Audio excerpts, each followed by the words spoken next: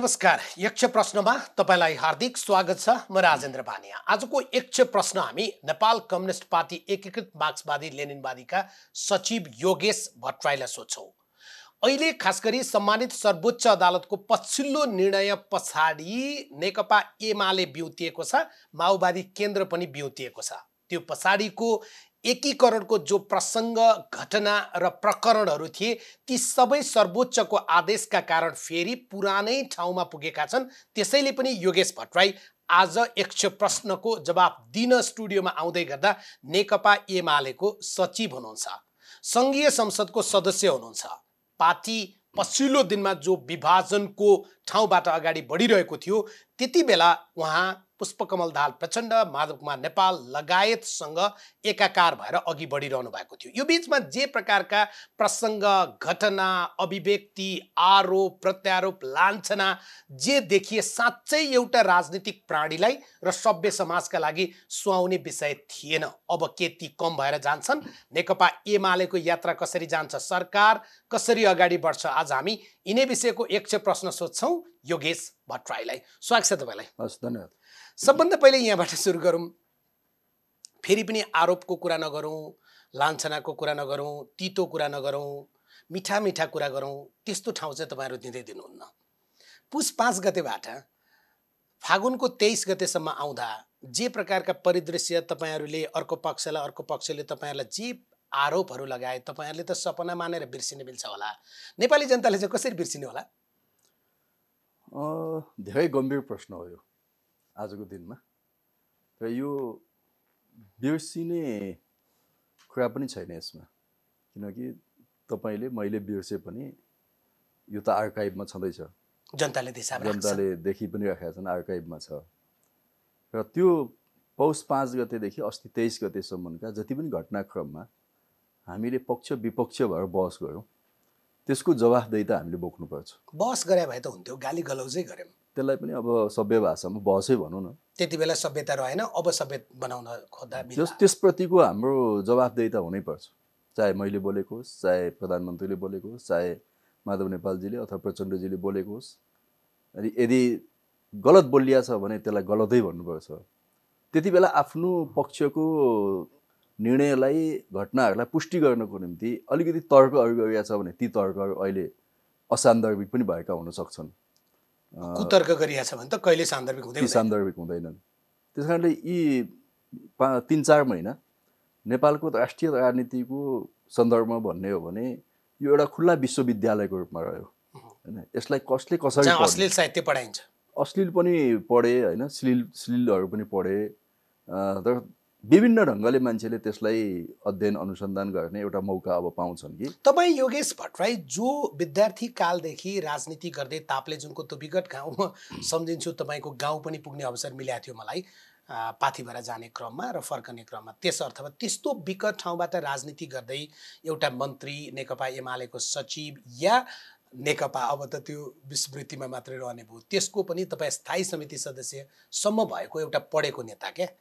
त्यति बेला लाज ढाक्ने राख्ने कुरामा तपाईहरुले पनि विचार गर्नु भएन? कुनै दिन यस्तो पनि फेरि आउने छ जुन दिनमा उहाँहरुसँग सँगै भान्सा बाँड्नु पर्ने छ, एउटै कचौराको अचार बाँडेर खानु पर्ने छ, त्यो सोच्नु भएन है तपाईहरु जस्तो मान्छेले? व्यक्तिगत हिसाबले मैले कति त्यो गाली गलौजमा प्रतिस्पर्धामा भाग लिएँ अथवा अरूले कति भाग लियो भन्ने कुरा त्यति महत्त्वको कुरा होइन।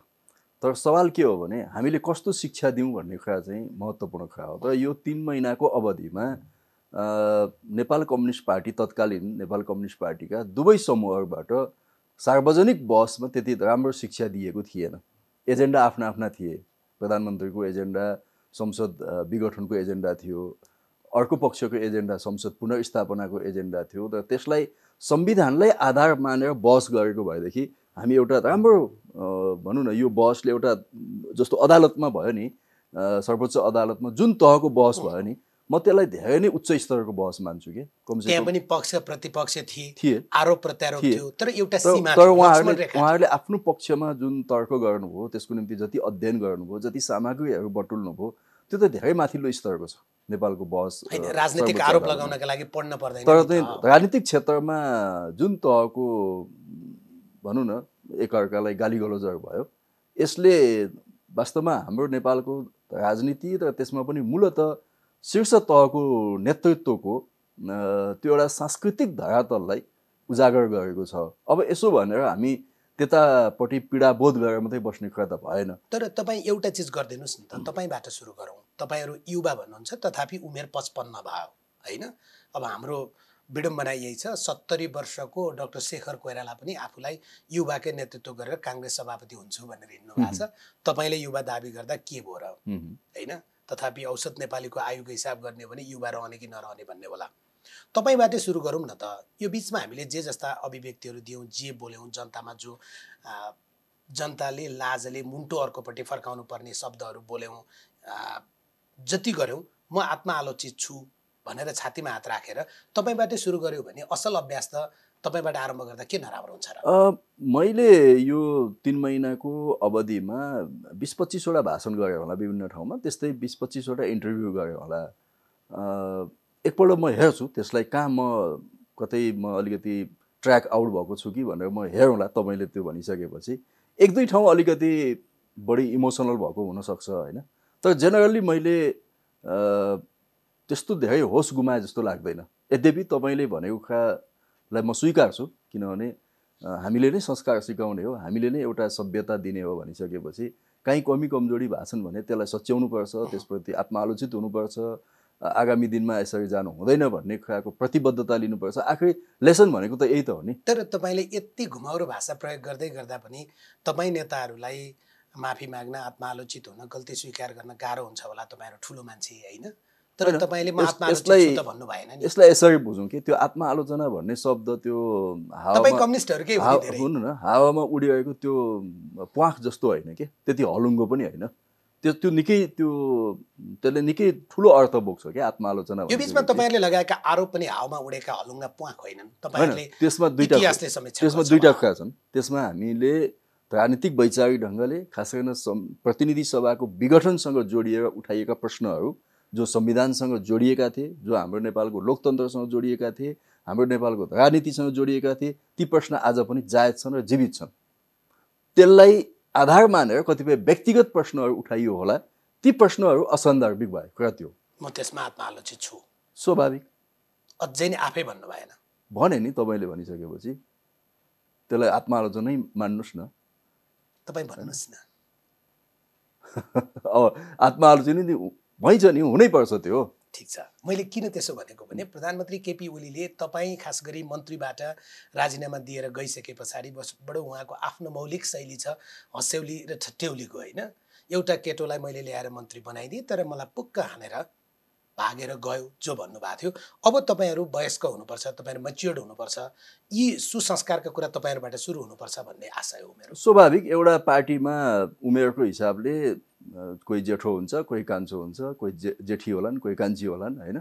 त्यो लैङ्गिक विभेद पनि नगरौँ, त्यो स्वाभाविक हुन्छ। त्यसप्रति मान्छेको आदर हुन्छ। तपाईँ मभन्दा परिपक्व हुनुहुन्छ उमेरले, तपाईँ मभन्दा धेरै लामो समयदेखि पार्टीमा काम गर्नुभएको छ भनेपछि तपाईँप्रतिको आदर मैले राख्नै पर्छ। अर्को चाहिँ खास गरी तपाईँसँग जोडिएर विषय के आएको थियो भने माधव नेपाल र पुष्पकमल दाहालले आफ्नो नेतृत्वमा सरकार नबनाउने, काङ्ग्रेस सभापतिलाई प्रधानमन्त्रीका रूपमा जसरी किस्तीमा पद लिएर जानुभयो भन्ने विषय बाहिर आयो। त्यस पछाडि तपाईँ असाध्यै असन्तुष्ट हुनुहुन्थ्यो यो विषयसँग भन्ने।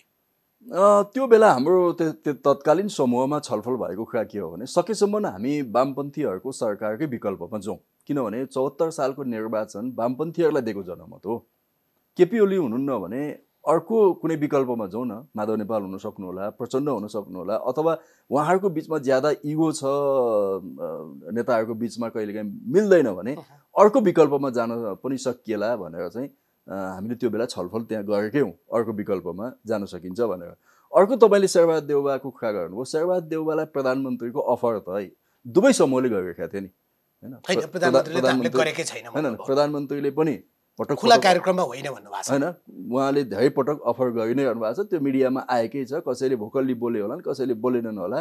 अब यता प्रचण्ड माधव नेपालले पनि ठिक छ, अब केपी ओलीको विकल्पमा प्रतिनिधि सभा पुनर्स्थापना भइसकेपछि तपाईँ अगाडि बढ्नुहुन्छ भने बढ्नुहोस् भने होइन त्यो बेला कम्युनिस्टलाई दिएको मत र अभिमत जुन थियो त्यसमा कङ्ग्रेसलाई आफैले गएर आफू हिम्मत नगरेर प्रधानमन्त्रीको अफर गर्नु कसको रिसले कसको काखमा सु गर्ने भन्छ त्यो त्यो त्यो गलत थियो केपी ओलीले पनि अफर गर्नु भएको थियो उहाँको पनि महाबुल हो उहाँलाई दिएको जनमत उहाँले तिरस्कार गर्ने कुरा गरिराख्नु भएको थियो प्रचण्ड र माधव नेपाललाई पनि दिएको जनमत हो 74 सालको कि त उहाँहरू आफै हुनको निम्ति कोसिस गर्नु पर्थ्यो होइन अथवा यो नेकपा जो विभाजित भइसकेको थिएन त्यो नेकपाबाट कुनै वैकल्पिक अर्को व्यक्तिलाई प्रधानमन्त्री बनाएर पार्टी एकतालाई रक्षा गरौँ म लगायत थुप्रै साथीहरूको कुरा त्यो थियो हामीले त्यो कुरा प्रचण्डलाई पनि भनेका छौँ फुटाउनलाई पनि नेताहरूलाई उत्प्रेरित गर्ने तपाईँहरू नै फेरि अब जब डिलमा पुगिसक्यो जोगाउँ भन्ने पनि तपाईँहरू यो त धामी यस्तो हो र के बक्सी तथापि त्यसमा विश्वास गर्ने कि नगर्ने यो तलका मानिसहरूले उत्प्रेरित गरेको भन्ने मलाई लाग्दैन तलका होइन तपाईँहरू कसरी तल हुनु भएर तपाईँहरू त निर्णायक तहमा हुनुहुन्छ तर युवा भए पनि हामी नेतृत्वको एउटा अलिकति सिँढीको हिसाबले तल्लो सिँढीमा छौँ होइन तर हाम्रो उत्तेजनाले अथवा हाम्रो महत्त्वाकांक्षाले हाम्रो इगोले नेकपा त्यो ठाउँमा पुगेको होइन र मलाई यो कुरा भन्न कुनै हिचकिचार छैन कि केपी ओली प्रचण्ड र माधव नेपालको इगोले व्यक्तिगत हिसाबले त्यो आयो अब त्यसमा एजेन्डा यदि प्रतिनिधि सभाको विघटनको एजेन्डा त्यो बेला नआएको भएदेखि सायद हामी अर्को ढङ्गले सेटलमेन्टमा जान सक्थ्यौँ सेटलमेन्ट अर्को ढङ्गले हुन सक्थ्यो पार्टीभित्र होइन तर प्रतिनिधि सभा विघटन भइसकेपछि त्यो स्पेस साँगुरियो त्यसो हुँदा मान्छे चाहिँ यो पोलमा अथवा त्यो पोलमा खडा हुनुपर्ने आजको स्थिति आउनुको योगेश भट्टराईको निष्कर्ष चाहिँ मनदेखिको निष्कर्ष चाहिँ केपी ओली माधव नेपाल र पुष्पकमल दाहालको व्यक्तिगत लाभ हानि लेनदेन पदमा पुग्ने कुरा जोडेर कम्युनिस्ट आन्दोलन नै ध्वस्त हुने ठाउँमा यिनीहरूले पुर्याए भन्ने त हो नि कतिपय वैचारिक राजनीतिक एजेन्डालाई छोडेर व्यक्तिगत कुराकानी गर्नुहुन्छ भने त्यो हो त्यसको दोष तपाईँ कति प्रतिशत बोक्न तयार बोक्नुपर्छ नि म पार्टीको स्थायी कमिटी सदस्य हो कति प्रतिशत तपाईँसँग त धेरै युवाहरूको अब म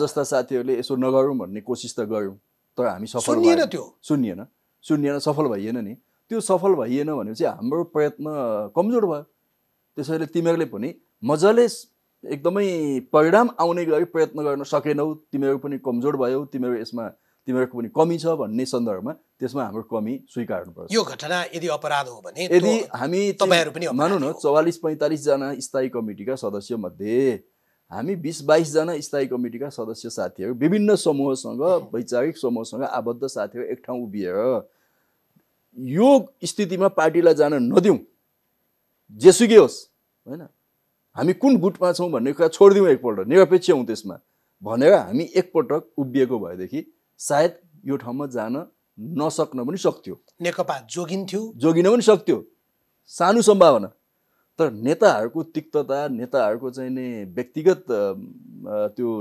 आरोप प्रत्यारोप अथवा उहाँहरूको उठबस यति टाढिँदै पुगेको थियो कि अब मलाई त लाग्छ कि त्यो घट्नु अनिवार्य थियो कि तर त्यो अवस्था त अहिले पनि छ नि त्यो तिक्तता माधव नेपाल झलनाथ खनाल र केपी ओली छ उहाँहरू त अब त एउटै लाइनमा बस्नुपर्छ होइन एउटाले सारङ्गी एउटाले बाँसुरी एउटाले मादल अब त बजाउनु नै छ एमालेको अनि त्यो तिक्तता त कहाँ घट्यो त त्यही तिक्ततालाई आधार मान्यो त एमाले फुट्छ हो त्यसकारणले अब भन्नु न यो मैले के देख्छु भने 74 सालको निर्वाचनपछि हामी यहाँ आइपुग्दाखेरि जसरी जुन परिदृश्यहरू देखिरहेका छन् नि यो नेपालको वामपन्थी आन्दोलनको एउटा सङ्कट हो यो केपी ओलीको सङ्कट मात्रै होइन यो माधव नेपाल अथवा झलनाथजी प्रचण्डजीको सङ्कट मात्रै होइन कि उहाँहरूका कारक उहाँहरू होला होइन तर यो नेपालको वामपक्षीय राजनीतिको एउटा कठोर सङ्कटको घडीमा हामी छौँ र यसले कता न कता भनौँ न नेपालको बौद्धिक समुदायले यो प्रश्न उठाउँछ कि के नेपालको वामपन्थी शक्ति अथवा कम्युनिस्ट पार्टी त्यसको नेतृत्व सरकार सञ्चालन गर्न राज्यलाई सञ्चालन गर्न योग्य छैन अभाव सिद्ध भए होइन यस्तो प्रश्नहरू हामीमाथि उठ्छ नै नउठ्ने होइन त्यस कारण यो सङ्कटलाई कुनै व्यक्तिको सङ्कटको रूपमा मात्रै बुझियो भने केपी ओलीको प्रधानमन्त्रीको सङ्कटको रूपमा अथवा माधव नेपालको प्रतिष्ठाको सङ्कटको रूपमा एउटा प्रचण्डको अर्को के को सङ्कटको रूपमा मात्रै बुझियो भने हामी यसलाई साँगुरो दायराबाट हेरेका हुन्छौँ र त्यसपछि समाधान खोज्दा उनीहरूका सङ्कटको समाधान मात्रै खोजिन्छ। त्यसैले आज केपी ओलीको सङ्कटको समाधानले यो वामपन्थ माथिको सङ्कटको समाधान निस्किँदैन। प्रचण्ड अथवा माधव नेपाल माथिको सङ्कटको समाधान मात्रै खोजेर त्यहाँ टालटुल गऱ्यौँ भने यो समाधान निस्किँदैन। त्यसैले अहिलेसम्म त टालटुलेको अवस्था त छ हो, त्यसकारण कतिपय बिग्रियो होला।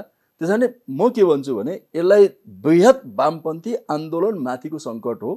एक, आजको भू राजनीतिले सिर्जना गरेको सङ्कट हो। दुई, होइन, र यी सङ्कटहरूलाई ठिक ढङ्गले संयमित भएर आज उत्तेजित भएर कुनै समाधान खोज्न गइयो भने अर्को दुर्घटना पुगिन्छ।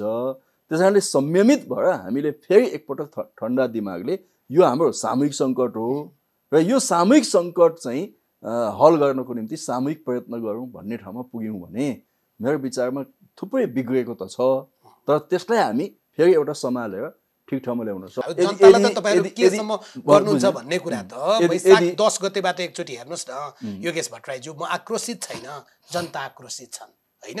वैशाख 10 देखि जब कोरोना बढ्दै गयो, आज फागुनको यो दिनसम्म आएर तपाईँहरूमा 26 गते कुराकानी गर्दै गर्दा जनता तपाईँहरूको प्राथमिकतामा कहीँ पनि नपर्ने भए पछाडि कम्युनिस्टले गरिबका लागि राजनीति गर्छ, जनताका लागि राजनीति गर्छ, अब एमाले चाहिन्छ, माओवादी केन्द्र चाहिन्छ, वाइ, किन?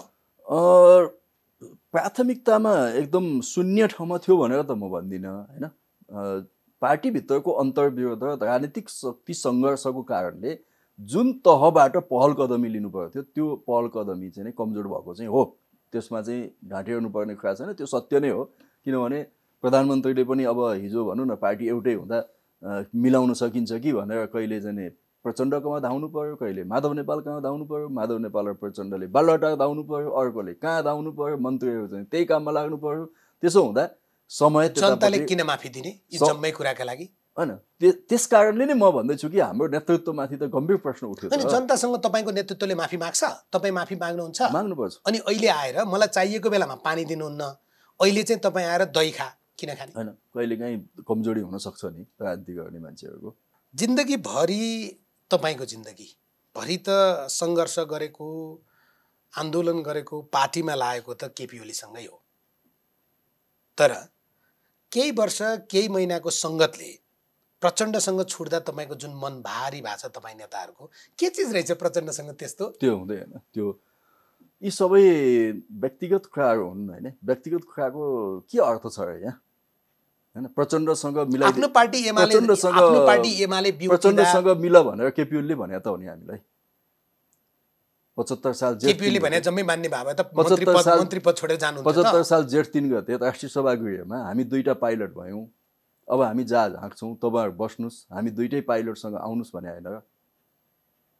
मसँग म प्रमुख क्याप्टेन हुँ, मसँग मात्रै आउ त भन्नु भएन नि उहाँले। तर जहाजभित्र तपाईँको हामी दुवै क्याप्टेन हुन् भन्नु। तपाईँको बारेमा एकजनाले नाराबाजी गर्नुभएको थियो नि, त्यस्तै जहाजमा चढेर नाराबाजी गर्नुहोस् त भन्नुभएको थिएन होला नि पाइलट साहबले? थिएन। तर तपाईँले नाराबाजी गर्नुभयो। त्यसैले उहाँले प्रचण्डसँग सहकार्य नगर्नुहोस् त भन्नु भएन नि। हामी सबै मिलेर प्रचण्डसँग सहकार्य गरेको होइन। यदि त्यो असफल भयो भने पनि त्यो केपी ओलीको पनि असफलता हो, मेरो मात्रै असफलता होइन। त्यो किनभने तपाईँले कुनै कम्पनी खडा गर्नुभयो, कम्पनी डिजल्भ गर्नुभयो भने पनि त्यहाँ लायबिलिटीहरू हुन्छ कि दायित्वहरू सिर्जना भएको हुन्छ। नेकपा नामको कम्पनी त सर्वोच्च अदालतले खारेज गरिदियो। बुझेँ, तर त्यहाँ दायित्वहरू सिर्जना भएका छन् नि। यो 3 वर्षमा केपी ओलीका कारणले दायित्व सिर्जना भएको छ कि छैन? प्रचण्डको कारणले दायित्व सिर्जना भएको छ कि छैन? त्यो दायित्वप्रति उहाँहरूको जवाफदेहिता के छ त? उहाँहरू त्यसै भाग्न पाउनुहुन्छ? आज उहाँहरूलाई त हतारो छ, उहाँहरूलाई त हतारो छ आफ्नो पार्टीको नामको बोर्ड हाल्नलाई। ठिक छ, तपाईँहरू खुसीले पार्टी एउटा बनाउनु भयो होइन रहेछ भन्ने त यो 2-3 दिनको घटनाबाट देखिँदैन? त्यो अब साथीहरूले तल स्वतःस्फूर्त गरेका छन्। अब त्यसलाई धेरै उत्ताउलो पाराबाट नजाउँ भन्छु म होइन। बालुवाटारका मान्छे दुम्बारेमा गएर फोटो खिचिरहेछन्। उत्ताउलो पाराबाट जानुपर्ने आवश्यकता म देख्दिनँ। किनभने फेरि पनि हाम्रो जहाज घुम्दै फिर्दै फेरि पनि एउटा बृहत नेपालको वामपन्थी कम्युनिस्ट आन्दोलन अलिक नयाँ मोडलबाट जाउँला। अब फेरि नेकपा बनाउने। किनभने यो भनौँ न, यो 3 वर्षको घटनाक्रमले कतिपय कुराहरू असफल भयौँ नि जुन त्यसले हामीले कुन ठाउँमा पुग्नुपर्छ भने जेठ 3 गते घोषणा गरिँदा 75 सालको जेठ 3 गते घोषणा गरिँदा हामीले जुन खालको जग बनाएर घोषणा गर्नु पर्थ्यो त्यो जग बनेको रहेनछ नि त। कमजोरी रहेछ, कमजोर रहेछ नि त। हतारो स्वार्थका लागि थियो होला स्वार्थ पनि। किनभने अब चुनाव नजिकै आइसकेको थियो होइन। वामपन्थी जनमत एउटा चाहिँ पार्टी एकताबाट अथवा तिमीहरू सँगै मिलेर चुनाव लड भन्ने थियो। केपी ओलीले त्यो बेला जे निर्णय लिनुभयो मेरो विचारमा ठिक निर्णय खास गरी असोजमा त्यो त चुनावी गठबन्धन हैन। प्रचण्ड र केपी ओलीले जे निर्णय लिनुभयो पार्टीको हिसाबले दुईटा पार्टीले जुन निर्णय लियो त्यो सही निर्णय थियो। आज क्रियाकारी पुग्यो। आज हामीले एमालेमा फर्किने माओवादीमा फर्किने कुरा गरिरहँदाखेरि हामीले यो पार्टी एकताको जे कोर्सहरू निर्माण गरेका थियौँ यो गलत थिएन के। यो गलत थियो भनेर जसले यसमाथि सत्तो सराप गर्छ नि त्यो मान्छे चाहिँ राजनीतिकै होइन। हेर्नुहोस् ठिक छ, तपाईँहरू राजनीतिक, तपाईँहरूको आलोचना गर्ने मान्छे चाहिँ अराजनीतिक हुँदा पनि केही भएन। तर एउटा चिज मैले नबुझेको, तपाईँहरू जब विचार मिलेर, विधि मिलेर, सिद्धान्त मिलेर, कार्यशैली मिलेर प्रचण्ड माधव नेपाल सबै एक हुनुभएको थियो भने अहिले एमालेमा अदालतले फर्किनुहोस् भन्नासाथ तपाईँहरू हतार किन फर्किया? यसका केही वैधानिक, केही कानुनी र केही राजनीतिक कुराहरू हुन्छन्। त्यो भने सांसद पद होइन, त्यो मात्रै होइन। अब पार्टी भनेको एउटा वैधानिक पार्टी पनि हो नि, त्यो प्रश्न पनि छ। अर्को कुरा के छ भने अर्को हो विचार र सिद्धान्तै हो। सबभन्दा ठुलो कुरा त आत्मस्वाभिमान हो, मान्छेको स्वतन्त्रता हो कि। एमालेमा फर्किँदा का स्वाभिमान हुन्छ तपाईँ त होइन भएन भने छोड्छ नि मान्छेले, किन बस्छ र? स्वतन्त्रता म भर्खरै तपाईँकोमा आउँदा म एउटा न्युज पढ्दै आउँदै थिएँ कि बेलायतको युवराज चार्ल्स र ह्यारीमा चाहिँ मेगनको किन छोडे त तिनीहरूले दरबार? किनभने मेगनले के भनिन् भने मेरो संस्थासँगको सबै सम्बन्ध उनीहरूले छोडेर गयो। मेगनले के भनिन् भने मेरो बच्चाको कलर के हो भनेर खोजे, कालो छ कि गोरो छ। बेलायतको दरबारलाई के चाहियो भने एकदम निखर गोरो चाहियो के, कहीँ अलिकति पनि कालो हुनु भएन। त्यसकारण म 2 वर्ष त्यहाँ पीडामा बसेँ भन्छन् नि उनले। डायनाले चाहिँ बेलायतको त्यत्रो मान पदवी छोडेर गइन् र आखिर एक्सिडेन्टमा मरिन् होइन। मान्छेले त स्वतन्त्रता सबभन्दा ठुलो कुरा हो, त्यसको निम्ति लड्याउँ। म फेरि म कसैको बन्धनको निम्ति लडेको होइन। मैले सोधेको तपाईँ र मेरो बिचमा कुनै समूह बन्छ भने हाम्रो साझा स्वार्थले समूह बन्छ।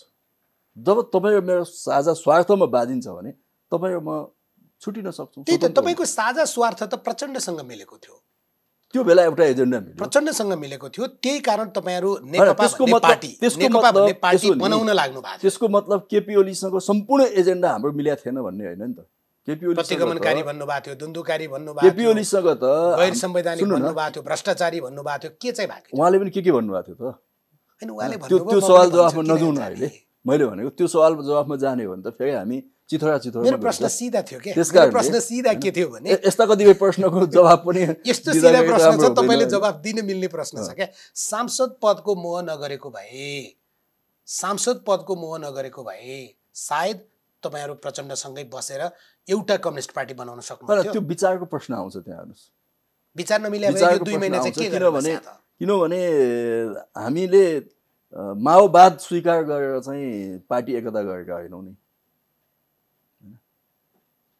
यहाँनिर त कुरो मिलेन जस्तो लाग्छ मलाई। यो 2 महिना चाहिँ उहाँ माओवाद मान्नुहुन्छ।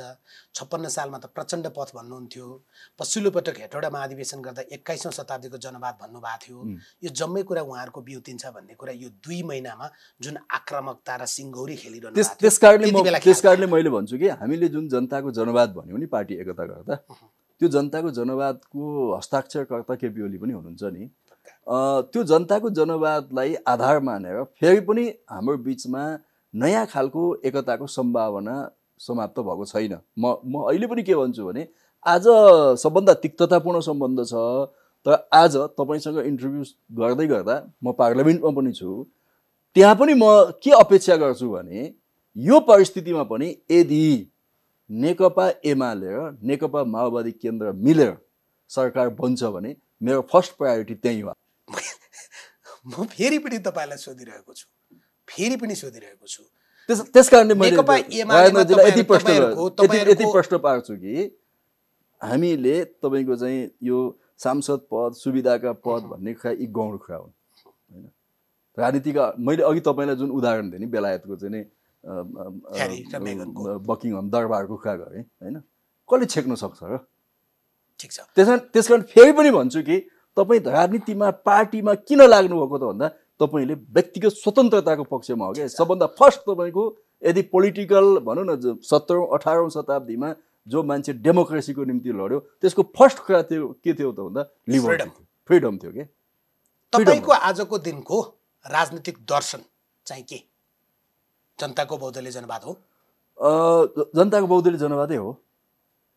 विचार पनि कति छिटो यसरी उछिटिँदो रहेछ है, होइन नाम उछिटिया जस्तो। जनताको बहुदलीय जनवादलाई हिजो त छोड्नु भएको थियो त, तख्तामा लगाएर हाल्नु भएको थियो, खोपामा थन्क्याउनु भएको थियो। त्यसलाई छोडेको भन्नु भएन कि, त्यसलाई जनताको बहुदलीय जनवादलाई एउटा बृहत सेन्समा जनताको जनवादको रूपमा हामीले परिभाषित गरेको हो। जनताको बहुदलीय जनवादका धेरै फिचरहरू हामीले बहुदलीय जनवादका धेरै फिचरहरू चाहिँ नि जनताको जनवादमा पनि उल्लेख गरेका छौँ।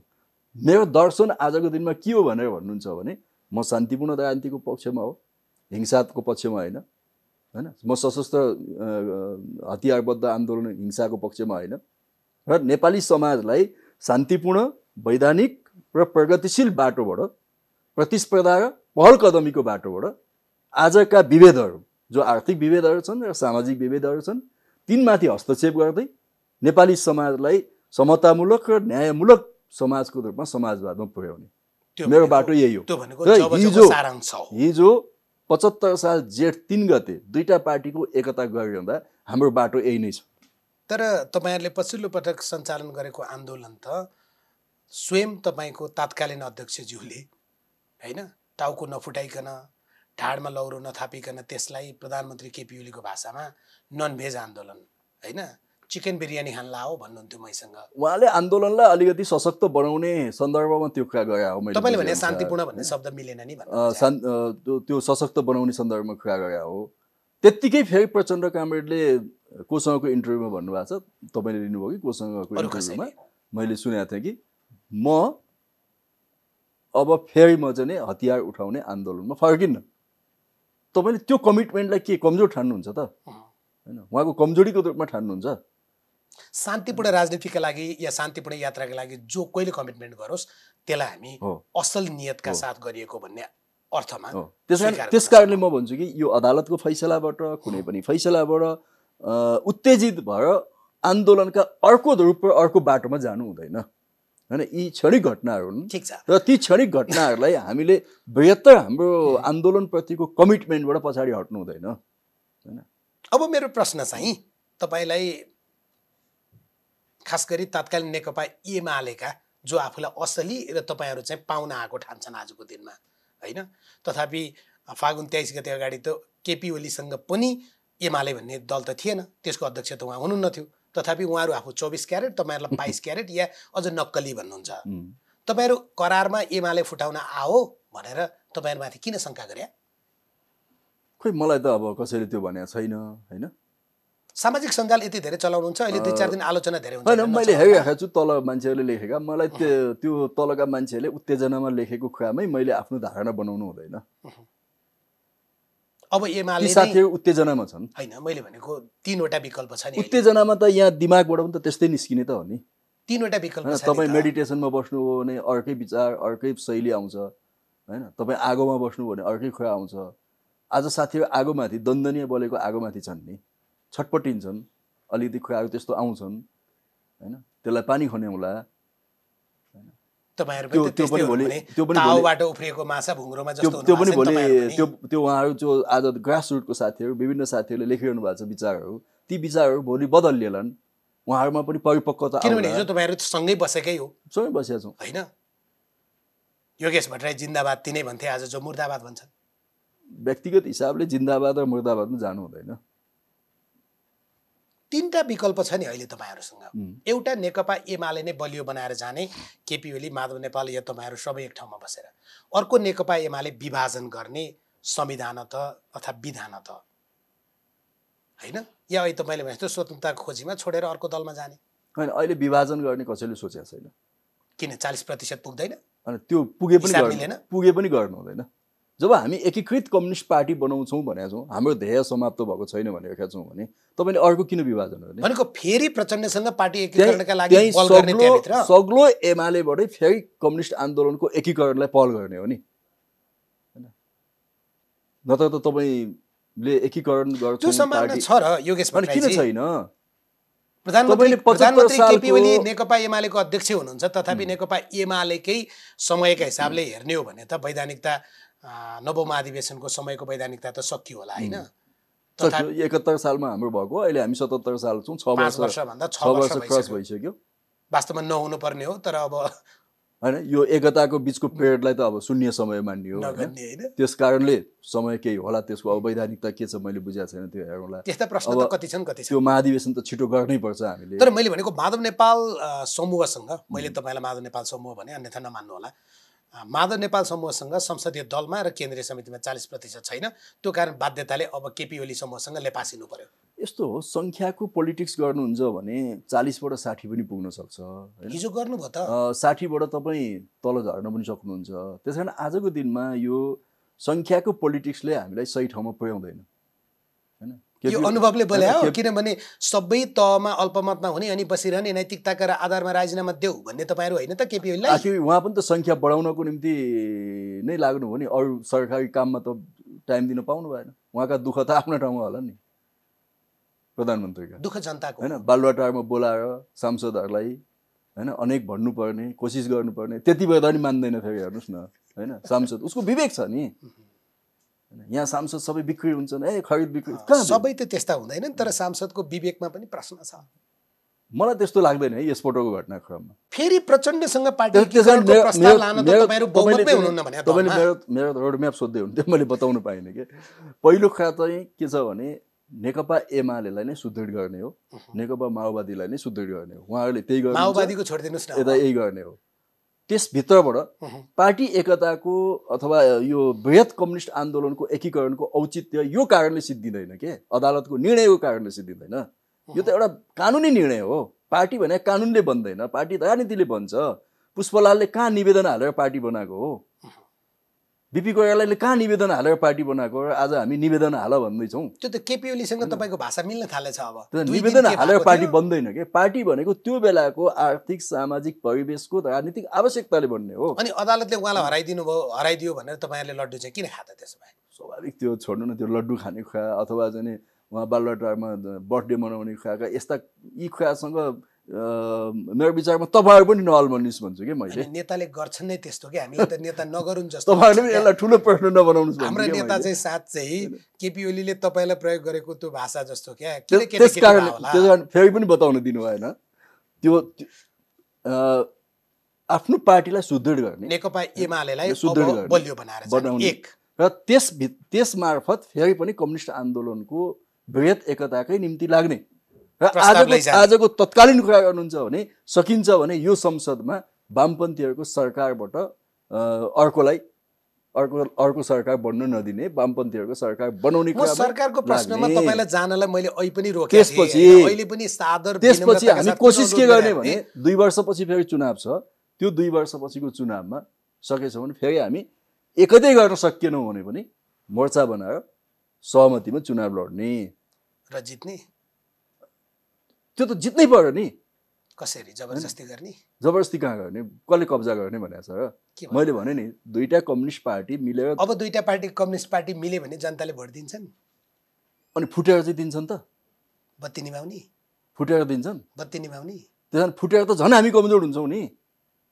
होइन, तपाईँहरूले जनतालाई चाहिँ गणेश मान सिंहले भने जस्तै 74 साल जनतालाई भेडा नै मान्नुहुन्छ भने त्यो होइन, त्यो शब्द हामी प्रयोगै गर्छौँ। गणेश मान सिंहले प्रयोग गर्नु भएको, तर विनम्रताका साथ प्रेम साथ भन्नुभयो। जनता भनेको सार्वभौमसत्ता सम्पन्न हुन्, उनीहरूको विवेक छ। अनि जनताले तपाईँहरूलाई किन भोट दिने अब त 17 चोटि सोध्छन् भने होला नि त। हामीले क्षमा माग्छौँ होला, हामीले चाहिँ कमजोरी भयो भन्छौँ होला, आत्मालोचना गर्छौँ होला। एउटा नेपाली उखान सुन्नु भएको छ? खुट्टै ढोक्छौँ होला। एउटा नेपाली उखान सुन्नु भएको छ? 12 वर्ष कुकुरको पुच्छर ढुङ्ग्रोमा हाल्यो, बाङ्गाको बाङ्गै हुन्छ। होइन, ढुङ्ग्रो बाङ्गो, ढुङ्ग्रै बाङ्गो बनाइदिनु। नेपालका कम्युनिस्टहरूलाई पढायो ढुङ्ग्रै बाङ्गो बनाइदिन्छ। ठिक छ। त्यो अब हामी माथि त यस्ता त धेरै प्रश्नहरू हुन्छन् नि, यसबाट हामी आत्तिनु हुँदैन। ढुङ्ग्रो बाङ्गो गर्ने त धेरै सभ्य प्रश्न गर्नुभयो तपाईँले। यति असभ्य प्रश्नहरू आउनेवाला छ। कम्युनिस्टहरू जस्तो असभ्य कहाँ छु त अहिलेको कम्युनिस्ट के?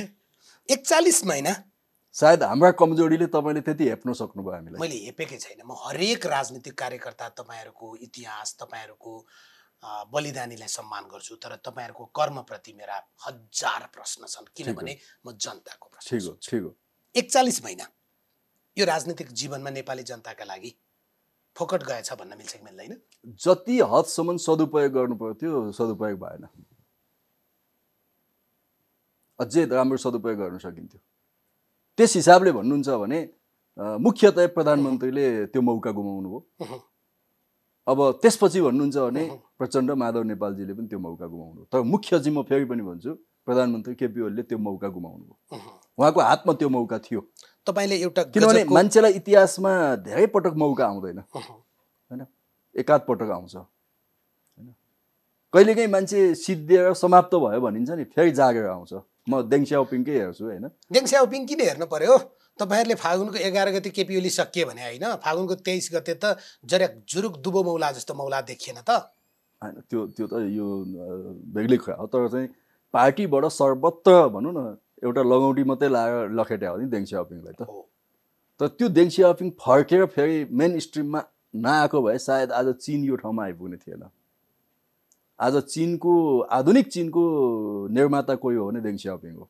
तर नेपालमा सायद त्यो चाहिँ आध्यात्मवादमा विश्वास गर्ने हो भने माथि कतैबाट माओ सेतुङले धन्यवादै भनेका होलान्, जसलाई माओ सेतुङ स्वयंले लखेट्नु हो। तपाईहरुले देखेर त फेरि मेरो नाम जोड्छौ, मेरो विचार जोड्छौ भनेर राजनीतिमा कस्तो हुन्छ भने तपाईसँग वैचारिक राजनीतिक ढङ्गले धेरै असहमति हुन्छ, तर तपाईको क्षमता योग्यता छ भने त्यसलाई सम्मान गर्छ। म तपाईले ल्याएको एउटा शब्द छ, लेनिन र म यहाँ एउटा भन्छु, लेनिन र ट्राटस्कीको यो सम्बन्धको, लेनिन र ट्राटस्कीको वैचारिक ढङ्गले कहिले पनि मिलेन।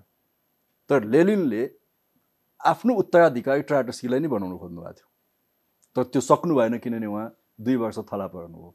यदि उहाँ थला नपरेको भए सायद ट्राटस्कीले नै सोभियत युनियनको नेतृत्व गर्थे, तर सोभियत युनियन विघटनमा जाँदैन थियो कि जस्तो मलाई लाग्छ। स्टालिनको हातमा पर्यो, त्यसपछि अरूको हातमा पर्दै पर्दै आएर यो ठाउँमा आयो।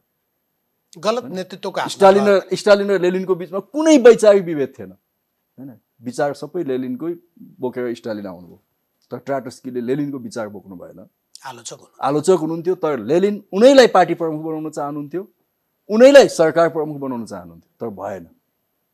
हामी कहाँ त अलिकति पनि आलोचना सहने क्षमतै छैन हो, असहिष्णु छौँ हामी। तपाईले एउटा शब्द भन्नुभएको थियो, यो दक्षिण अफ्रिकाको सूत्र, म तपाईकै सामाजिक सञ्जालबाट मैले टिपेको, फर्गिभ बट नट फर्गेट। एकपल्ट आजको दिनमा यो घटनालाई के अर्थ लाग्छ? हो, एकपल्ट हामी यो पहिलो संविधान सभाको छेकौँ, नेपालका राजनीतिक नेताहरू, संविधान सभाका सदस्यहरू दुनियाँको संविधान कसरी बनेको छ भनेर खुब भ्रमण गर्न निस्क्यौँ नि त हैन। त्यो क्रममा हामी दक्षिण अफ्रिका पुगेका थियौँ।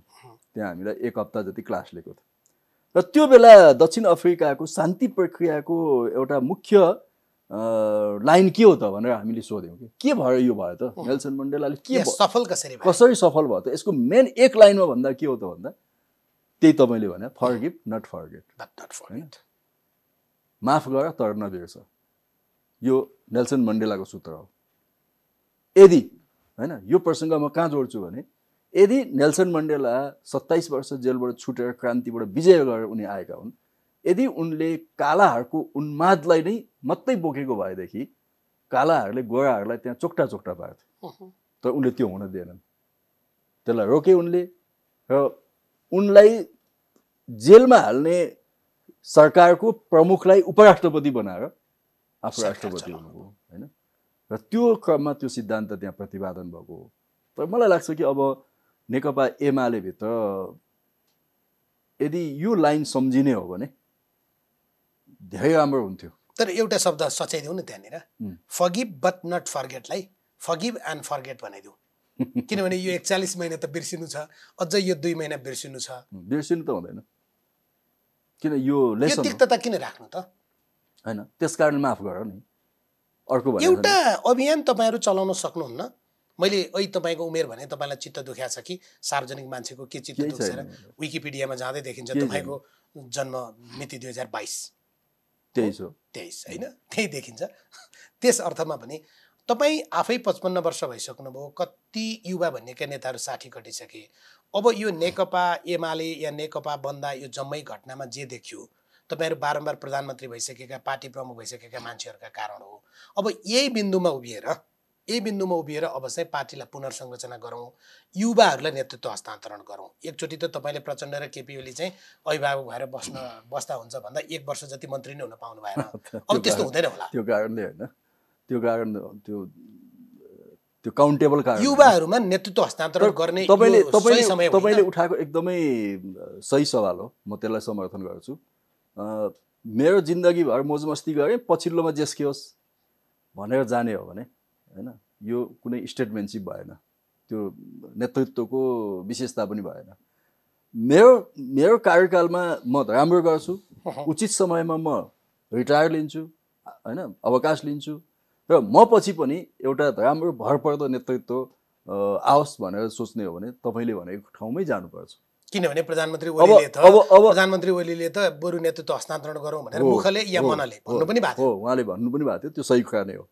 यदि अब नेकपा एमालेको 9 महाधिवेशनको विधान कार्यान्वयन हुने हो भने 70 वर्ष यो नभनिकन पनि त्यही ठाउँमा पुगिन्छ। 70 वर्षको त त्यहाँ उमेरको हद छ। नेकपा हुँदा तपाईँहरूले सोचे हो, नेकपा हुँदा त्यो हटाए नेताहरूले चिट छोड्या जे भन्नु छ होइन, त्यो हटेको छ। अब एमालेको विधान कार्यान्वयन गर्ने हो भने त त्यही जानु पर्यो होइन। अहिले सक्रिय भएको त एमाले विधान हो। त्यसो भए त 70 वर्षभन्दा माथिका नेताहरूको त उमेर त गयो। त्यसो हुँदा आम हिसाबले आजको पहिलो पङ्क्तिको नेतृत्व त रिटायर हुन्छ।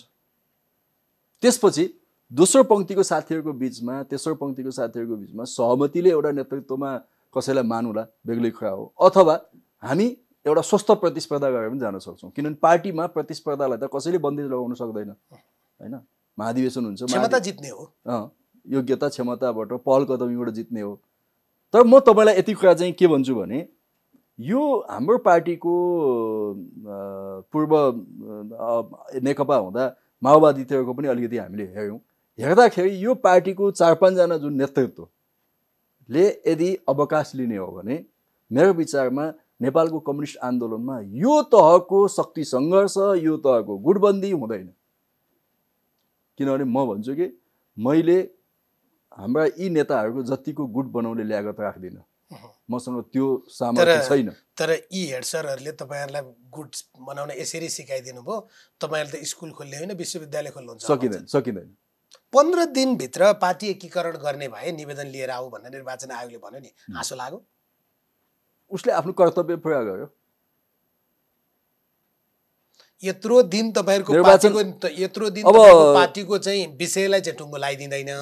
सर्वोच्चले फैसला गरेको 30 मिनटमा उसका निर्णय पुग्छ र भोलिपल्टै तपाईँहरूलाई चाहिँ पार्टी एकीकरण गर्ने भए नयाँ नाम र नयाँ चिन्ह लिएर संवैधानिक आयोगमा बस्ने, संवैधानिक निकायमा बस्ने मानिसहरूको योग्यतामाथि नै छलफल गर्नुपर्छ कुनै बेला। आज म त्यस विषयमा नबोलौँ।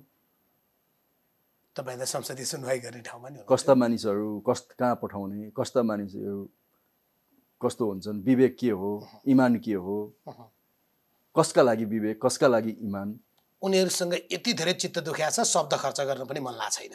त्यो आज के त्यो छलफल गर्ने हो? त्यो छलफल गर्ने विषय नै छैन त्यो। हैन 15 दिनभित्र निवेदन लिएर जाने कि, किनभने त्यो अहिले म आधिकारिक ढङ्गले तपाईँलाई म बताउन सक्दिनँ, किनभने हामी यो 23 गतेको फैसलापछि पार्टी बैठकको हिसाबले कहीँ जोडिएका छैनौँ, नजोडिएको। अब बैठकमा जाने होइन होइन, ठिक छ, हेरौँ न कसरी। आखिर व्यवहार सम्बन्ध भनेको त एकपक्षीय हुँदैन नि। होइन, नेकपा एमालेको बैठकमा जाने त तपाईँ अधिकार राख्नुहुन्छ नि? राख्छु। मात्रै मान्छेले यो चाहिँ व्यक्तिगतै टिप्पणी जस्तो लाग्छ, कुन अनुहार लिएर जाने होला भन्छन् क्या। यो त राजनीतिमा त यस्तो त भइरहेछ। केपी ओली जुन अनुहार लिएर आउनु होला, हामी पनि त्यही अनुहार लिएर जाउँला नि होइन। किनभने उहाँ पनि 23 गते 2:30 बजेतिर एमाले हुनुभयो, हामी पनि 23 गते 2:30 बजेतिर एमाले भयौँ होइन। मलाई लाग्छ 2:30 3:30 कति बजे त्यहाँ फैसला गरेको थियो। आखिर एउटै निर्णयबाट उहाँ पनि हुनुभयो, हामी पनि भयौँ। अब यी तमाम तपाईँहरूको मात्रै किन अनुहारको प्रश्न गर्नु होइन, त्यो बेग्लै कुरा। फेरि त्यो मलाई त्यति ठुलो कुरा लाग्दैन क्या त्यो होइन। अब मुख्य कुरा के हो भने आजका यी ज्वलन्त कतिपय प्रश्नहरूमा हाम्रो एक आपसको बुझाइ कस्तो हुन्छ होइन, त्यस आधारमा बैठकहरू कसरी हुन्छन्, बैठकहरूमा कसरी प्रस्तुति हुन्छ भन्ने कुरा त्यहाँ भर पर्छ कि। तर देखिया छैन र अलिअलि त देखिन थाल्यो नि, अलिअलि त देखिन थाल्यो नि होइन। जुङ्गा त चल्न थाल्यो नि, अब त पेलेरै जाने होला। किनभने हिजो तपाईँहरूले एउटा डन्डा बनाइदिएछ बहुमतको, ठिक त्यो त उहाँहरूले चलाउनु होला, त्यति बेला त तपाईँहरू त टाउको जोगाउन टेबल मुनि जाने होला। होइन ठिक छ नि, त्यो त अब बहुमतले गर्न सक्ने वैधानिक अधिकारहरू छ नि। त्यो वैधानिक यसो त्यो वैधानिक अधिकारभित्र अल्पमतका अधिकार पनि छन् नि। अल्पमतले आफ्ना कुराहरू नोट अफ डिसिजनको रूपमा राख्न सक्छ, कुनै पनि व्यक्तिले तलसम्म बहस छलफलमा लान सक्छ होइन। अब त्यसलाई ठिक ढङ्गले पार्टीको बृहत्तर हितमा सेटल गर्न सकिएन भने आजका अल्पमतहरू होइन भोलि बहुमत पनि हुन सक्छन् होइन, अर्को ढङ्गले हुन सक्छन् होइन। र त्यो तहमा तपाईँले भनेको तहमा पुग्यो भने त्यो विधान, कानुन, सांसद, अध्यक्ष भन्ने कुरा यी गौण कुरा हुन्, यी गौण हुन् होइन। व्यक्तिले फेरि त्यति बेला तपाईँले भने सबै दामले चुनाउँछ, फ्रिडम लिबर्टीकै कुरा गर्छ। ठिक छ, सरकारको कुरा तपाईँले बारम्बार जोड्नु भएको थियो, मैले पछिका लागि यो डेजर्ट राखेका थिएँ। प्रधानमन्त्री ओली चाहिँ जसपासँग मिलेर सरकार बनाउनका लागि कार्यदल बनाउने चरणमा पुगिसक्नु भएको छ। तपाईँ भन्नुहुन्छ वामपन्थीकै सरकार बनाऊ, तथापि नेकपा माओवादी केन्द्रले आफ्नो राष्ट्रिय परिषद र केन्द्रीय समिति बोलाएको छ, यो सम्भावना देख्नु भएको छ? मैले फेरि पनि त्यही दोहोऱ्याउँछु, प्रधानमन्त्रीले यस विषयमा हामी सहित जोडेर छलफल नगरेको हुनाले उहाँको योजना के छ म बताउन सक्दिनँ। उहाँको तर्फबाट आजको दिनमा जवाफ दिन सक्दिनँ म। अर्को 7-8 दिन 10 दिन नेकपा एमालेकै पनि जवाफ तपाईँबाट नआउने भयो। आज त्यो सम्भव छैन, किनभने हामी जोडिसकेका छैनौँ। आज तपाईँले व्यक्तिगत रूपमा नै म जवाफ दिन सक्छु कि व्यक्तिगत रूपमा आज पनि मेरो चाहिने रोजाइ के हो त भन्दा लेफ्ट गभर्मेन्ट छोड्नु हुँदैन, लेफ्ट विकल्पहरू छोड्नु हुँदैन। प्रदेशमा 6वटा सरकार छन् होइन, भोलि त्यसमा धक्का दिन्छ। अर्को त जेसुकै भए पनि होइन, 74 सालको निर्वाचन अर्को निर्वाचन नहुँदासम्म हामीलाई दिएको म्यान्डेट हो नि त। दुईटा पार्टीलाई दिएको म्यान्डेट हो, चुनावसम्मको त चुनावी गठबन्धन मात्रै हो। अब मानौँ न भोलि कङ्ग्रेसको, माओवादीको अथवा जसपाको एलायन्स भयो भने त केपी ओलीले त छोड्नै पर्छ होइन। यदि केपी ओलीले त्यो कस्टमा छोड्नुपर्छ भने होइन, आज लेफ्ट गभर्मेन्ट बनाउने कस्टमा पनि त छोडे हुन्छ नि त। यो सबै विचार चाहिँ भर्खर छुटेको पिरतीको बाडकुली हो होइन। त्यसको मतलब माओवादीको कोही व्यक्ति अथवा अरूको नेतृत्वमै बनाउनु पर्छ भन्ने छैन। एमाले भित्रबाट पनि त अर्को विकल्प दिन सकिन्छ नि। तर प्रधानमन्त्री चाहिँ फेर्ने होइन। मैले तपाईँलाई फेरि बुझाउन, केपी ओली प्रधानमन्त्री निरन्तर रहनुपर्छ भन्ने पक्ष रहनुहोस् न, के फरक पर्यो? माओवादीलाई चित्त बुझाएर बस्ने तपाईँहरूले भ्रष्टाचारी करार गरे होइन भने ठिक छ त, यो परिस्थिति बदलिया छ। माओवादीसँग प्रचण्डसँग फेरि परिस्थिति बदलियो, भ्रष्टाचार बदलिन्छ। सम्बन्ध बनाएर उहाँ बस्नुहुन्छ भने मलाई के आपत्ति भयो? म खुसी नै हुन्छु त्यसमा।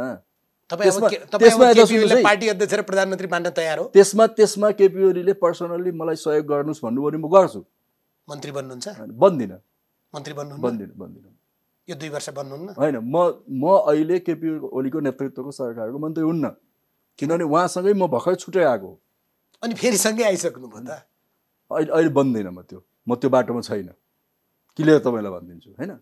अब भोलि मानौँ न माओवादी र एमालेको बिचमा नयाँ ढङ्गले एलायन्स बनेछ भने त्यति बेला सोच्ने हो, बेग्लै कुरा हो त्यो। त्यो बेग्लै कुरा हो। त्यस कारणले मेरो भनाइ के छ भने पहिलो बाटो यहीँ जाउँ, यो विकल्पमै जाउँ। यसमा कसले के चाहिँ छोड्नु पर्ला, लिनु पर्ला, आत्मालोचना गर्नु पर्ला, के गर्नु पर्ला यो गरौँ, किनभने हामीलाई दिएको जनमत हो, हामी बचाउँ यो होइन। बचायौँ भने कमसेकम हाम्रो लागि एउटा फराकिलो स्पेस बन्छ।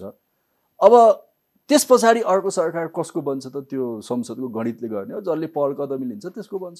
तैपनि तपाईँहरू अब हामी दोस्रो तहका नेताहरू प्रधानमन्त्री बन्छौँ, पार्टी अध्यक्ष बन्छौँ भन्न चाहिँ सक्नुहुँदो रहेछ। मैले भने नि त, केपीओलीले नै 2 वर्ष यति नजिक बोल्दैछु पनि कस्तो नसुन्नु भएको?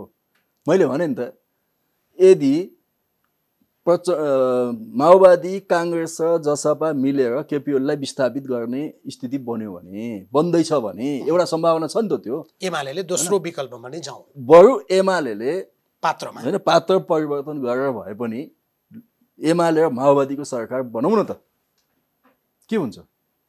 ठिक छ, तपाईँलाई धन्यवाद। हस्, धन्यवाद। योगेश भट्टराई आज हामीसँग एक प्रश्नको जवाब दिँदै हुनुहुन्थ्यो। नेकपा एमालेको सचिव 75 साल पछाडि यो 77 सम्म धेरै नेताहरूसँग अन्तर्वार्ता गर्दाखेरिमा उहाँहरूले निर्वाचन आयोगमा दर्ता गरेको दल नेपाल कम्युनिस्ट पार्टी नेकपा थियो अनि हामी त्यही भन्दै आएका थियौँ। तथापि सम्मानित सर्वोच्च अदालतको पछिल्लो फैसलाले त्यो सबै उहाँहरूले जबरजस्ती पो गैर कानुनी रूपमा पो अर्को दलको नाम लिनुभएको रहेछ भन्ने देखियो। तथापि यो 41 महिनामा धेरै पानी बगेको छ बागमतीमा। तर एमाले र माओवादी केन्द्र भन्ने दुईवटा दल जीवित भएका छन् र एमाले सचिवका रूपमा उहाँलाई आज हामीले 100 प्रश्न सोध्यौँ। कार्यक्रम यहीँ सकिन्छ। नमस्कार।